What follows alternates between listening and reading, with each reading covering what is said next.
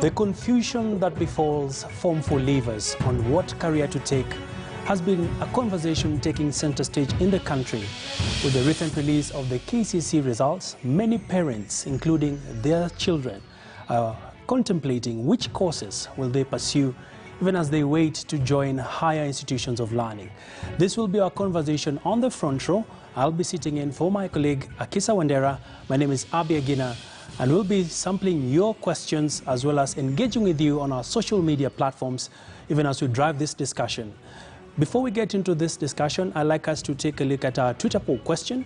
And today we are asking you, in regards to this subject, what are your key concerns and considerations while choosing a career path in today's job market? What are your key concerns and considerations while choosing a career path in today's job market? We would like to know if considering a career in journalism and communication is also an option for you out there. Well, I'd like to now quickly walk you through our cocktail of panelists who will be speaking to us on this very important subject. First off, let me start by introducing our first panelist, and that is Marion Amukuzi. She is a lecturer at the School of Communication and Multimedia Journalism at Riara University. Marion Amukuzi is a lecturer, and of course, she has extensive experience. Marion is enthusiastic about media training in the digital era and has researched and written papers on the influence of media training on the competence of journalists in Kenya and the relevance of curricular review for journalism training in the 21st century. She is currently working on a research on a civic engagement in strategic communication campaigns. She has a passion for mentoring young people and helping them achieve their dreams. Marion is a PhD candidate in communications at the Moi University. Welcome on board. Our next guest is a familiar face as well, and this is Professor Romanus Odhiambo, who is the Vice Chancellor of Meru University of Science and Technology. Professor Romanus has over 20 years experience in academics, research and leadership, with over 20 years in senior leadership positions. He has served in a number of substantive administrative leadership positions at Jomo Kenyatta University of Agriculture and Technology. Over the years, Professor Odhiambo has also participated in curriculum review for the Commission for University Education since 2001. At the same time, Professor Odhiambo has worked as an external examiner of statistics and mathematics in several universities in Kenya and Rwanda. Well, last but not least, we have with us Dr. Mercy Wahome. She'll be joining us virtually. Dr. Agnes Mercy Wahome is the Chief Executive Officer and Secretary to the Board of the Kenya Universities and Colleges Central Placement Service.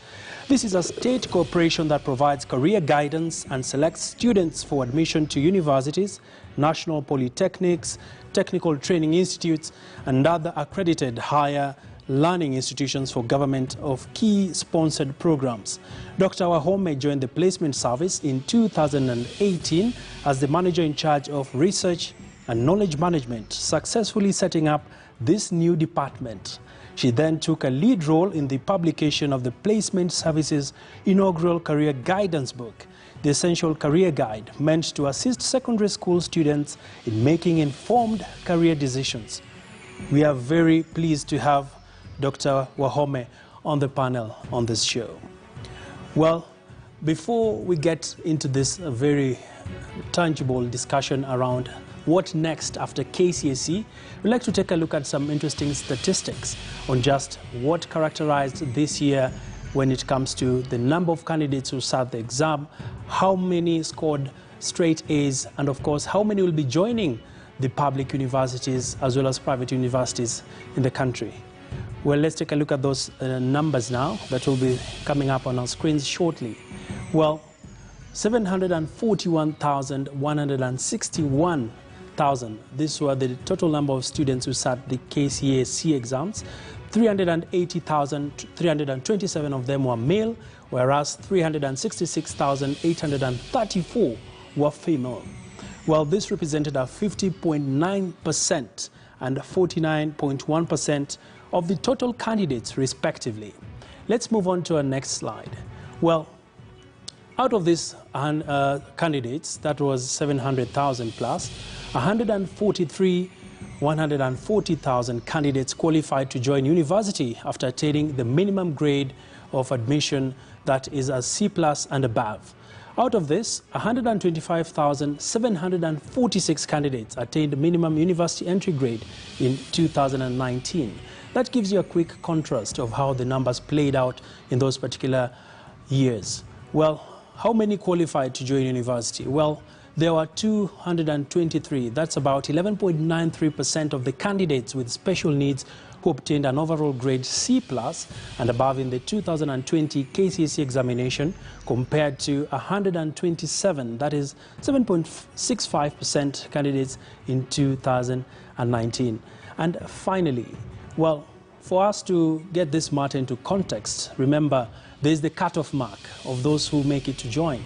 Well, these are the various numbers that you can clearly see there. Well, KCSE candidates who scored a grade C+ and above can apply for degree programs, that is under the government sponsorship, formerly known as the Joint Admissions Board, JAB. Those students who scored C+, C plain and C- can apply for diploma courses and Ds for the technical, vocational and education training courses. Well, that's just to give us a sense of direction into this very important discussion around when it comes to choosing your career. Well, allow us now to dive into a very important conversation around choosing a career, what next after KCSE, and we'll be later on giving you some update on just what some of the universities are also doing, including Rara University. Well, to my panelists, let me start off with the ladies, Professor, if you allow me. And I'd like to just engage with Madam Amukuzi in regard to the headache that befalls parents right now, and of course the students. They've received their results. Others scored beyond what they thought they would ever get. There are those who scored below. And as an academic and also an experienced coach when it comes to matters careers, what would be the quick ways of picking a career even as they try to get the best outcome? Okay, before I delve into this matter, first of all, thank you for having me to discuss on this important matter of career choice. And you've said, like they need to quickly make a choice, of whatever careers that they might want to pursue. And maybe just to correct you and say that this is a process that should take time. It would be good, if these students, have been given the correct career guidance and counseling right from the time they were in high school, so that they are sure of whatever career that they might want to pursue in future, rather than waiting for the last minute, as it happens, and waiting to be placed into a university. Some of them are not even sure of what course they are going to study.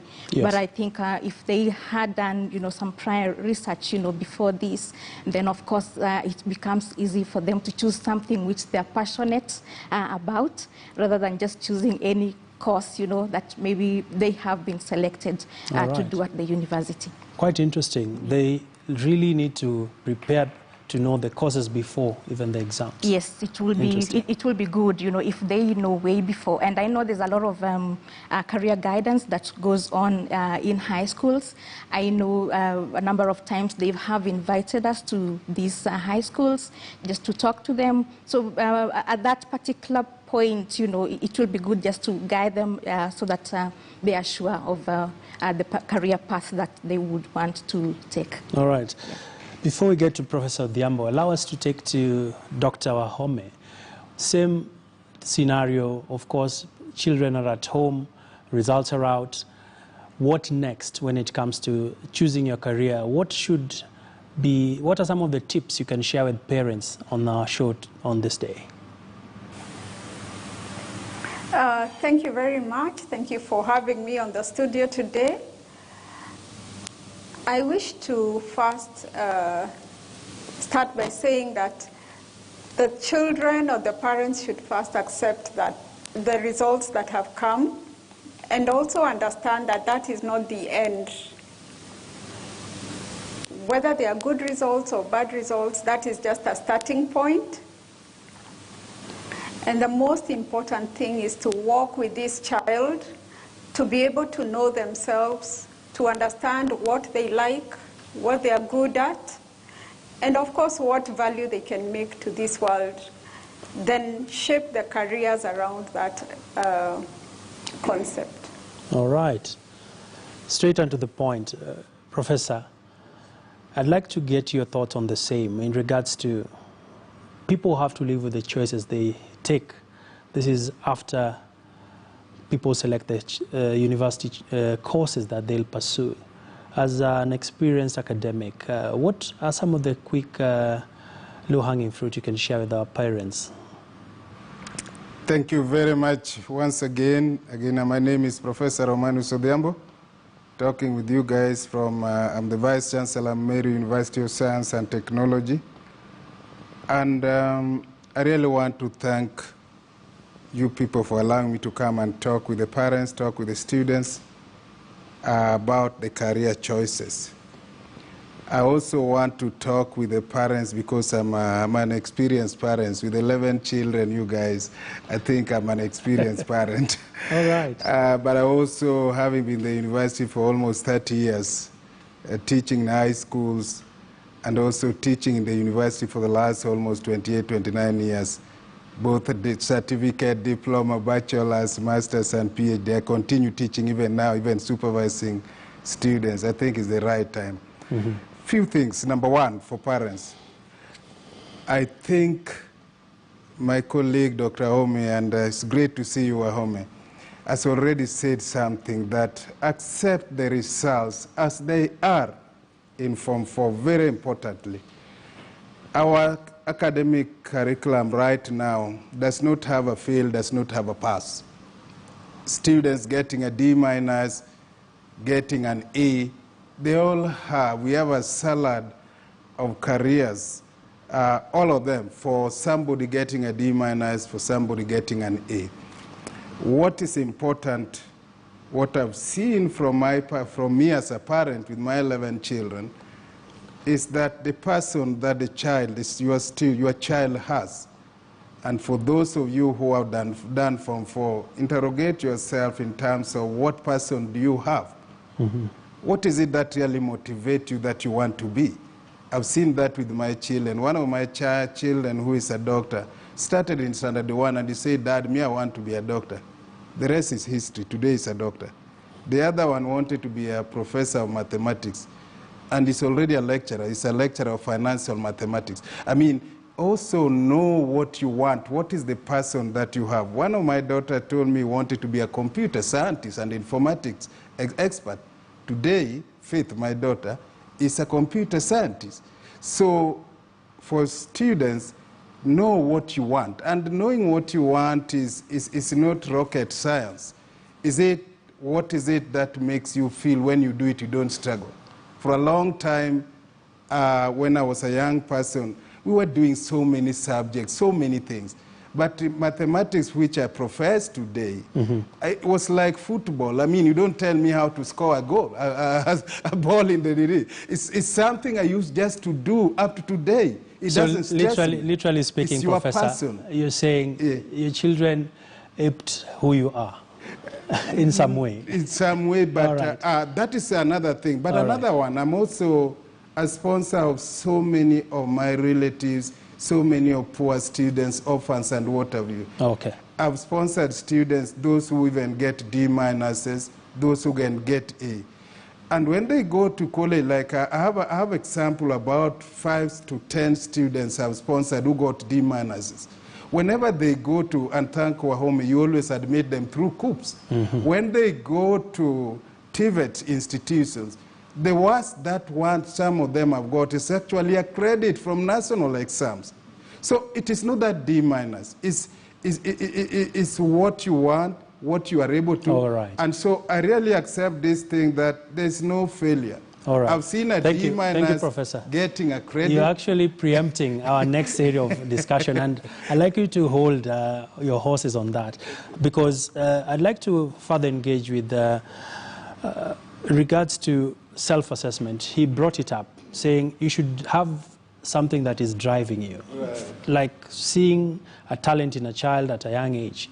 But not all parents are good at spotting these talents, because maybe it's because of work, tight work schedules, that you might miss out on one or two elements about your child.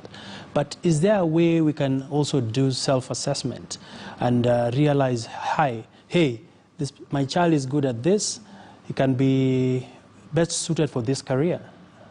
Yeah, so like I had earlier said, it's important if from a very early age, if parents, can be able to spot that this child has this particular talent, and they encourage them to pursue it and eventually, get into the career path. But again, I think something that I'm liking at the moment is the CBC system, and I believe that, by the time the children, they're in primary school, by the time they're getting to high school, they can already be able to identify with a particular career path, which will become a little bit easy for them to know exactly what they want to do. And maybe some of us, before we joined university, we didn't really know exactly what we had wanted to do. And you also find that sometimes parents, want to force their children into a certain career path. And I think something that we have seen at the universities, where students start a program and 1 year down near the line, they're not able to complete it. It becomes difficult for them. Okay. Yes. A lot to discuss, ladies and gentlemen. And I'd like us to take a quick commercial break, because when we come back, we'll be engaging with Dr. Ahome to also get a deeper perspective around which are some of the courses that have been getting more entries over the years, and of course the changing workplace. What are some of the emerging careers that young children can take up when it comes to getting a career path? All this after this break. Keep it here on KTN News.